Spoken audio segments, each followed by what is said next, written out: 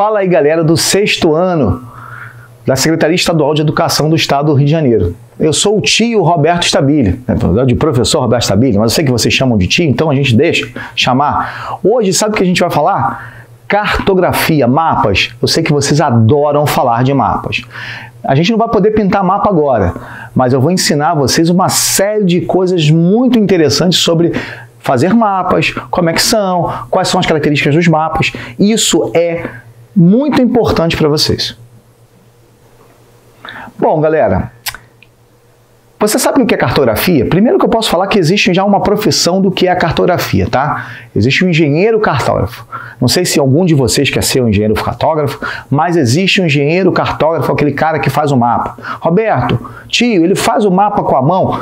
Fazia, tá? Existia assim, você tirava fotos e fazia o mapa à mão. Hoje tem tecnologia pra caramba, né? Vocês utilizam muita tecnologia. Então, né, nem precisa falar de que acontece. O engenheiro cartógrafo, ele é fundamental para a gente entender, né, mapa, entender representações da superfície, porque a gente está falando de mapa, a gente pensa logo no mapa do Brasil, no mapa do mundo, mas existem vários tipos de mapas, hein, galera? Quando um avião, por exemplo, ele segue lá o seu rumo, existe um mapa aéreo, existe mapas de navegação, existe mapas, cartas topográficas, por exemplo, a gente vê como é que está o relevo, etc. Tudo isso, na verdade, existem várias funções para os mapas. Por isso, a gente utiliza muito. É claro que tecnologicamente hoje, vocês têm um celular, você tem GPS, você tem uma série de coisas importantes. Mas sempre o seguinte, o mapa nunca vai perder sua função. O mapa é fundamental.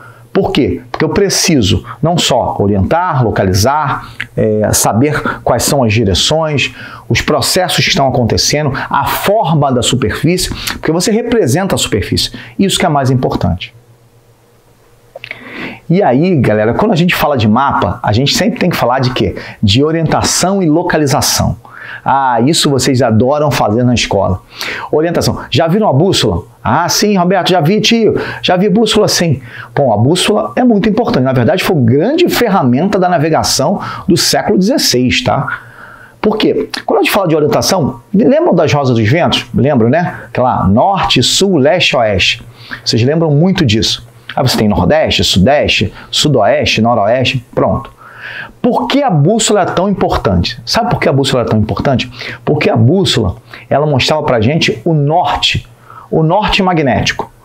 É tipo assim, olha, lá no Polo Norte, ele é muito magnetizado. Então, essa agulha, né, que a gente chama de imantada, você já deve ter visto o imã, ela sempre aponta para o norte magnético. E aí, era tudo que a gente precisava. Em vez de a gente ficar aquele de braços abertos lá, que o sol nasce no leste, se põe no oeste, etc. Não, a bússola já me mostrava onde é que era o norte e pronto. Tudo isso é importante. E aí, depois disso, é claro, né, a gente analisando orientação e localização, tem lá as linhas imaginárias. Roberto, já ouvi falar sobre isso também. Claro que já ouviu. Equador, a linha do Equador, que passa aqui no Brasil, o Trópico de Capricórnio, que também passa aqui no Brasil, entre São Paulo e Paraná, e outras linhas imaginárias, o Trópico de Câncer, Círculo Polar Ártico, Círculo Polar Antártico. Essas são as linhas imaginárias. Na verdade, esses são os paralelos, que me dá a latitude, que é uma medida entre qualquer ponto até a linha do Equador. E tem o meridiano de Greenwich, aquele que passa em Londres, que é importante, sabe para quê? Fuso horários. Ah, meu Deus, Roberto, eu sei, fuso horário é muito importante, é isso mesmo. Você tem várias linhas que definem os fusos horários. E aí, conforme essas linhas vão se movimentar, aspas, a gente vai fazendo um movimento de rotação. O que acontece? As horas vão passando. Ou você acha que você vai ficar aqui meio-dia, meio-dia. Não, a hora vai passando. Por quê? Porque a Terra vai se movimentando e aí você tem essa questão do horário, de acordo com o quê? Com essas linhas imaginárias. Isso é orientação e localização. Bom, quando a gente fala de fuso horário, para mim é um dos melhores assuntos possíveis de se falar. Por quê? Porque olha só que interessante. Sabe quantos fusos horários tem no Brasil? Alguns já responderam aí, Roberto, 1, 2, porque só sabe o nosso fuso horário, né? Aquele horário de Brasília são 19 horas. Não, o Brasil tem 4 fusos horários. Já teve 3, passou até 4, se mudou. Hoje nós temos 4 fusos horários. O fuso horário de Fernando de Noronha, o fuso horário de Brasília, que é o nosso, fuso horário de Manaus e fuso horário do Acre. São 4 fusos horários diferentes. Por exemplo, são 9 horas aqui no Brasil, desculpe, aqui em Brasília, são 10 horas em Fernando de Noronha, são 8 horas em Manaus e são 7 horas no Acre. E aí, galera, você fala assim, caramba, Roberto, é muito fuso horário. É isso mesmo. Eu posso, por exemplo, sair daqui do Rio de Janeiro e ir para o Acre e chegar na mesma hora que eu saí daqui do Rio de Janeiro. Como é que isso acontece? Por exemplo, sair daqui do Rio de Janeiro de 9 horas da manhã. Aí eu volto em 2 horas até o Acre. Chego lá no Acre, 9 horas da manhã. Só que lá no Acre, aqui no Rio de Janeiro, já vão ser 11 horas. Ou seja, isso é mais ou menos o fuso horário e vocês também já ouviram falar sobre isso. Bom, quando a gente fala um pouquinho sobre a questão de ambientes, de questões ambientais no Brasil, eu acho que tem algumas coisas que são muito importantes. Uma das coisas muito importantes que a gente precisa falar é sobre o solo. Aí você fala assim, por que, Roberto? Por que o solo é tão importante? Porque a gente precisa utilizar o solo para quê? Ah, Roberto, já sei, eu utilizo o solo para plantar. Sim, se você tem um terreninho em casa e já plantou alguma coisa, às vezes a gente tem assim, a gente passa por um local e fala assim, caramba, ali tem uma plantação tal, olha lá que maneiro. Então, a utilização do solo é fundamental para o nosso dia a dia, porque a gente tem que se alimentar, não é isso? Ah, Roberto, o arroz, o feijão, a batata, vem da onde? Vem dessa plantação, vem desse solo. Por isso que o solo é tão importante. Quando você degrada o solo, quando você contamina o solo, consequentemente ele fica infértil. Ele não vai me dar mais a plantação, mais o alimento que eu preciso para o meu dia a dia. Então, os processos de degradação, né, e aproveitamento do solo, e aí você tem que distinguir isso, porque você tem que aproveitar de forma adequada o solo sem degradar ele, sem destruir. E isso na agricultura é um elemento importantíssimo, galera, importantíssimo. Por quê? Porque a gente tem que levar em consideração que o solo é a nossa principal fonte de alimentos. O solo é tudo pra gente, tudo é o solo. Se a gente descuida desse solo, consequentemente, lá na frente, a gente vai ter uma coisa que a gente chama de insegurança alimentar. O que é insegurança alimentar? Pensa o seguinte, olha, galera, daqui a um mês não vai ter comida mais para ninguém. Olha só, que terrível seria isso. Então, é isso que a gente chama, na verdade, da importância de você aproveitar de forma adequada o solo. Bom, e aí, voltando à questão, né, da degradação do solo, hoje o uso de agrotóxico, por exemplo, vocês já devem ter ouvido falar sobre isso. Ah, professor, eu já vi que se usa muito agrotóxico nas plantas e esse agrotóxico vai para o solo. Se você contamina o solo, por exemplo, a exploração de recursos, vou dar um exemplo do ouro, se utiliza muito mercúrio para você tentar achar ouro, para o ouro ficar mais pesado, e isso contamina o solo, contamina a água, contamina a população. Então, são vários impactos ruins que afetam diretamente a gente, inclusive a própria agricultura. Se você planta de forma adequada, eu vou dar um exemplo, a gente chama isso de agricultura itinerante ou agricultura de roça. Ah, Roberto, já ouvi falar de agricultura de roça, você vai queimar tudo e planta.